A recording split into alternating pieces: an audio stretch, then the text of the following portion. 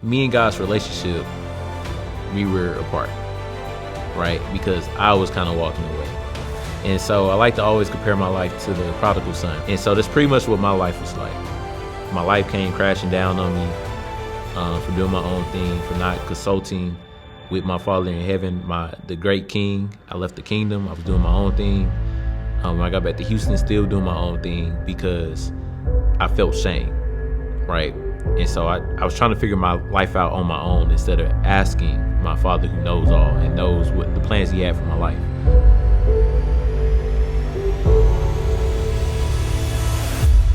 What's up?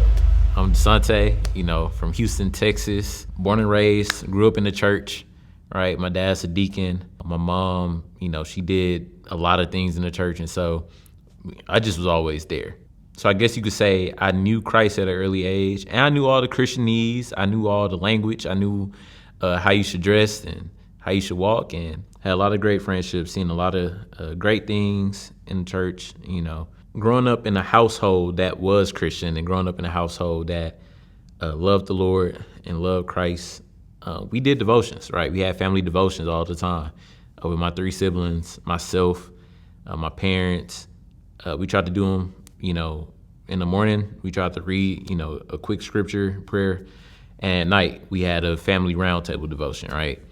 And of course, we fell off sometimes throughout the years, but for the most part, we had devotions through every day, every night, throughout every single year.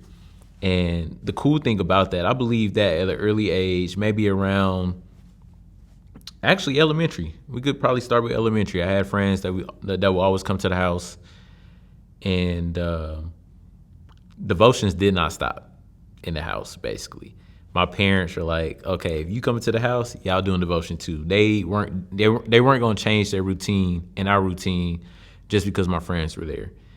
We sit at the table, we have dinner, we do devotions. Well, my friends are going to do devotions. And then not only that, so the way we did it, if I could explain this really quick, we would read by age. So it would start by the youngest to the oldest. So it would start with me, it would end with my dad, right?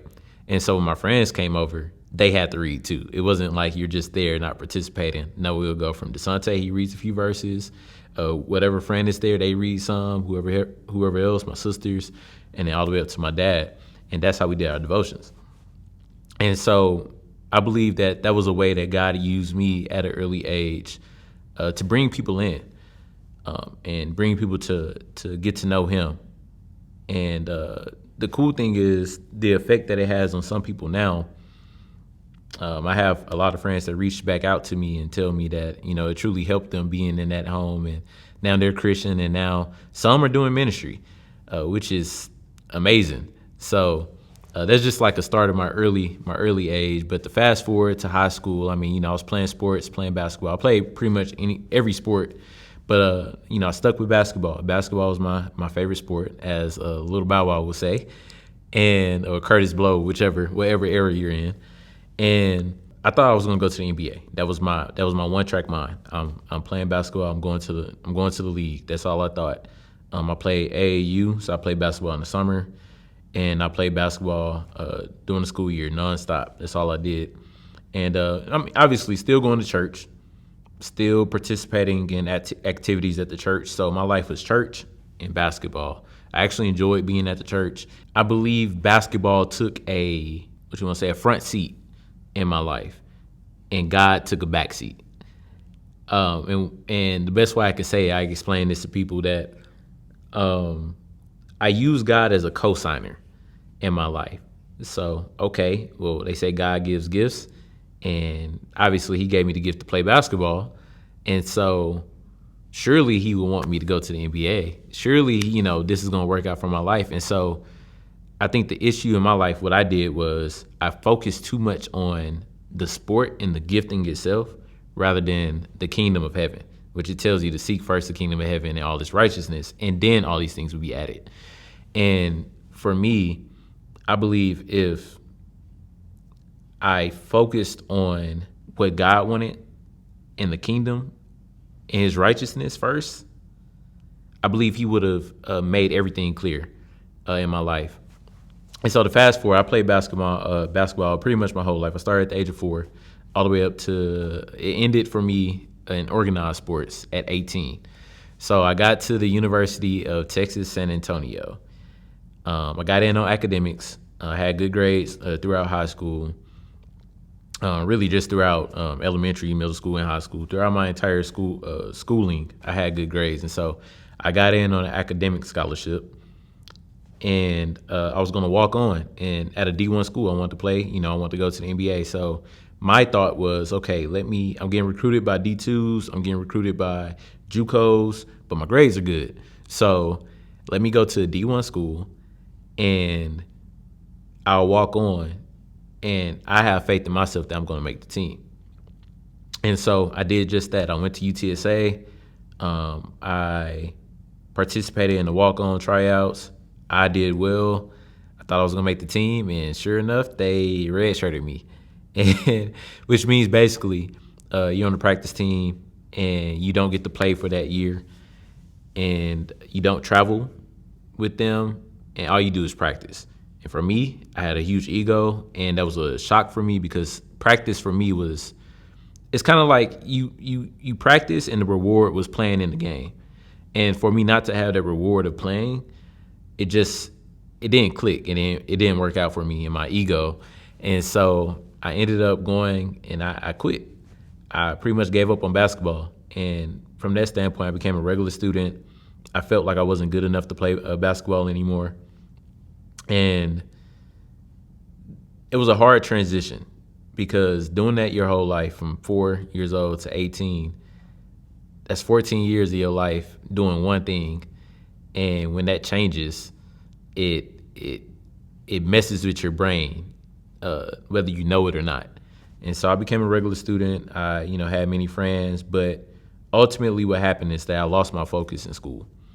And with losing your focus, especially at in what I would consider a institute of the world. So, you have Christian universities, you have private universities that are for Christ, but then you have those that are in the world. And that's one of the schools I went to. So it's not a lot of grace there. And I lost my focus. And I thought I was doing well in school. And come to find out, I was not. So grades would come in, exams would come back. And after my first semester, my sophomore year, I ended up failing out of school. And that was hard for me because now not only do I lose basketball that I've been doing my whole life, but now I lose something else I've been doing my whole life, which is school. So now here I am, no school, no basketball, and I have to leave from San Antonio, the friends I made, and I have to move back to Houston, right? And that was really tough. So transition to my move back to Houston. I'm lost. I don't really know where my life is going. I'm falling into a deep depression, and I did not know it at the time when I first moved back, but I was depressed. And that depression lasts for about 2 years because it was from the age I was 19, so it lasted to 21. Those were my depressed years, my deep depressed years. Didn't really care about anything else. Didn't really care about anybody at that time because I was stuck in my feelings, stuck in the things I lost, right? And I moved back to Houston, and I couldn't go to church. The reason why is because I was ashamed, right? You feel that sense of shame like you're a failure, and you don't want to go back to a place where people had high hopes for you, and they thought you were going to make it, and you actually don't, right? At the time. And so it took me at least 6 months to go back to church because I was trying to hide that fact that, I'm back in Houston. I felt that I didn't want to get asked the questions. I didn't want to see the disappointed faces.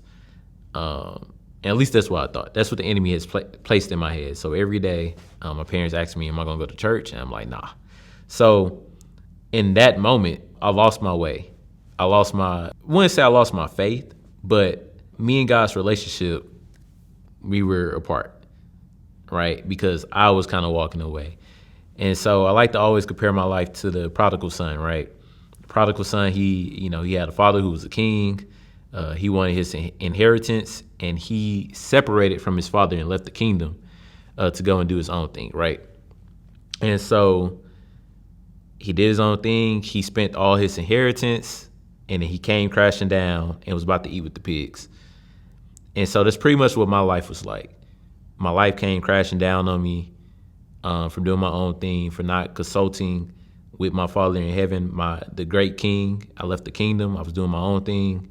When I got back to Houston, still doing my own thing because I felt shame, right? And so I was trying to figure my life out on my own instead of asking my Father, who knows all and knows what the plans he had for my life. And so I did that for about 2 years. I did go to church within that time. In Houston, I got caught up with the wrong people, wrong crowd. And I was pretty much, partying and doing all types of stuff. And they tried to lure me into doing some things that to make money that you shouldn't be doing. And I thought about doing it. Ultimately, at that point, I realized that I reached the bottom. I reached the bottom of my life.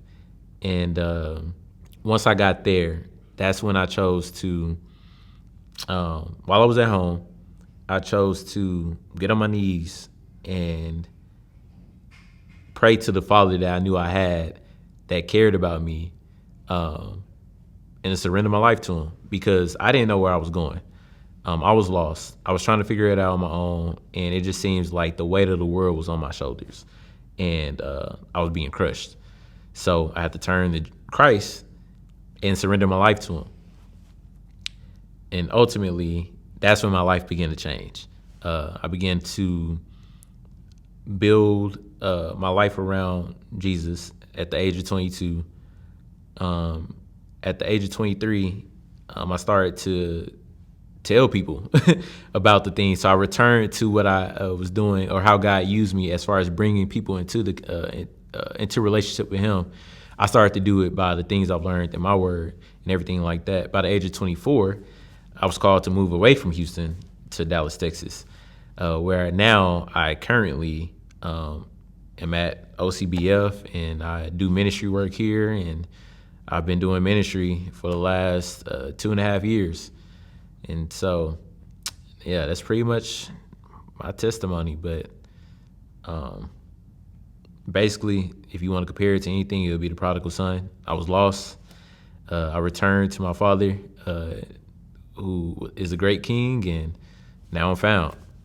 And so now I'm back in school. I'm excited. I've been in school for the last 2 years for ministry, which is pretty exciting, ministry leadership. And I plan to finish school with my master's from Truett, prayerfully, Lord willing. And I believe that was ultimately always God's plan. However, I do believe that if I would have sought him first, the gift that he gave me in basketball, I would have been able to play basketball, receive a scholarship for it, and pursue ministry at the same time. However, I'm here now. I'm thankful for the restoration and the redemption in my life. And so I want to encourage you, for those who are listening, to seek first the kingdom of heaven and all of this righteousness, and all of these things will be added. Don't use God as a cosigner. Don't try to figure things out on your own and think you have something and then want God to cosign it. Go to God first and ask him, what did he want you to do? What did he create you to do? Jeremiah 1:5, I knew you before I created your mother's womb. And he appointed a purpose for you.